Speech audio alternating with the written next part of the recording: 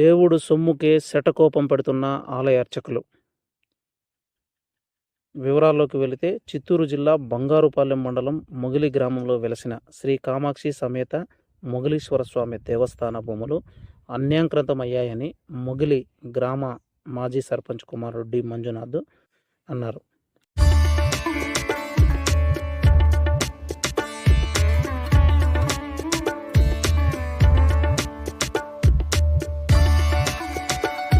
దేవస్థానానికి వస్తున్న ఆదాయాన్ని గండి కొట్టే అడగడం నా తప్ప. నేను పీజీఆర్ఎస్ లో గుడికి మొగిలీశ్వర స్వామి దేవస్థానానికి సంబంధించి జరుగుతున్న అన్యాయాన్ని ప్రశ్నిస్తూ ఎండోమెంట్ కమిషనర్ గారికి విజయవాడ వారికి అర్జీ ఇచ్చాను. ఏమని ఇచ్చాను? 2003లో ఫిక్సేషన్ చేశారు టికెట్స్ అంతా. ఇంతవరకు కొత్తగా టికెట్లు ఫిక్స్ చేయలేదు. ఐవర్లు 100 రూపాయలు గుడికి ఇస్తారు, అభిషేకానికి 700 రూపాయలు ఐవర్లు తీసుకుంటారు. అదే రుద్రాభిషేకానికి 4000 రూపాయలు భక్తుల దగ్గర తీసుకుంటారు. గుడికి ఇచ్చేది 500 రూపాయలు ఇస్తారు.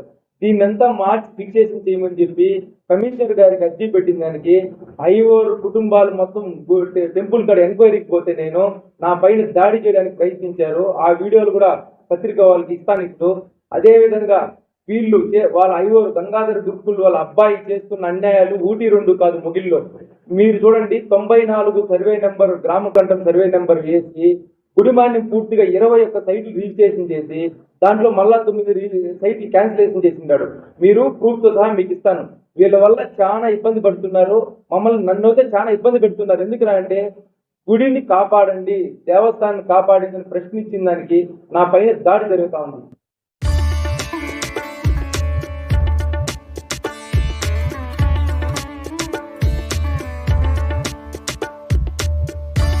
తన స్వగ్రామంలో పత్రికా సమావేశంలో మాట్లాడుతూ కొంతమంది అర్చకులు గంగాధర్ గురుకులు వారి కుమారులు గుడిమాన్యం భూములను గ్రామ కంట భూములుగా మార్చి అమ్మేశారని ఆరోపించారు. కొందరు నాపై కక్ష కట్టి తప్పుడు ఆరోపణలు చేస్తున్నారని మీడియాకు తెలిపారు. నేను ఆలయ భూములు ఆక్రమించలేదని, అలా ఉంటే విచారణ చేసి ఎవరు తప్పు చేసినా అధికారులు విచారణ చేపట్టి వారిపై చర్యలు తీసుకోవాలని కోరారు.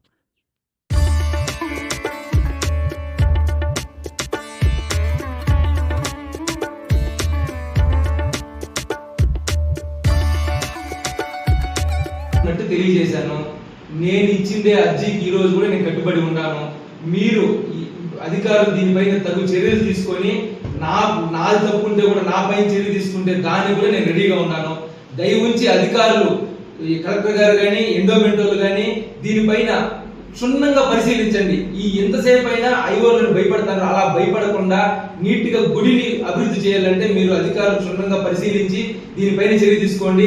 దానికోసం గుడి అభివృద్ధి కోసం ఎంతవరకు నేను రావడానికి సిద్ధంగా ఉన్నాను. లెక్క రాసింది, బ్యాంక్ లో డబ్బులు కట్టింది కూడా నేను కాదు, కొండపైన నాగరాజు బ్యాంక్ లో డబ్బులు కట్టినాడు. వీళ్ళు నేను రాజే ఇచ్చినాను. తర్వాత ఎంత నిలువ ఉందని నాకు రాసి నాకు లెక్క ఇచ్చినారు వాళ్ళు. పూర్తిగా నా దగ్గర సమాచారం ఉంది. ఇది కూడా మీకు జిరాక్స్ చేసి మీకు ఇస్తాను. లేదా మీరు పత్రికలు అందరూ రండి, మీ ముందర డ్రా చేసుకుని బ్యాంకు గుడి ఉండిలో వేస్తే డబ్బులు కావాలంటే నాకేం అభ్యంతరం లేదు. దీన్ని గుడి డెవలప్మెంట్ కోసం అని చెప్పి నా దగ్గరికి ఇస్తే నా దగ్గర శ్రీనుస్వామి ఇచ్చింది. ఈ రోజు కావాలంటే మీరు శ్రీనుస్వామి అడగచ్చు. ఆయన ఏం చెప్తే దానికి నేను కట్టుబడి ఉంటాను. పెయింటింగ్ అని నాతో ఉండి కొంతమంది ఎలక్ట్రిక్ వాళ్ళ దగ్గర తీసుకొని డబ్బులు కూడా తినేసినారు. ఆ డబ్బులు కూడా నేను ఎగేసి నేను కట్టుకున్నాను. నాకు ప్రతి రూపాయి లెక్క నా దగ్గర ఉంది. నేను జిరాక్స్ చేసి మీకు ఇస్తాను. అతను నా పైన ఆరోపించినాడు గుడి భూములు ఆక్రమించాను. నేను చెప్తాను, నేను సంపాదించిన భూమి మా నాన్న సంపాదించిన, మా తాత సంపాదించిన, మా వంశ పారపరంగా భూమి వస్తాను. ఒకవేళ కొలిస్తే 5 ఏళ్ళు అడ్డుకోవచ్చు, 5 ఏళ్ళు ఇటు రావచ్చు, లేకపోతే నాకు తెలియదు దాని గురించి. వస్తే గుడి భూమి కైనా ఆక్రమించి నేను వదిలేస్తా.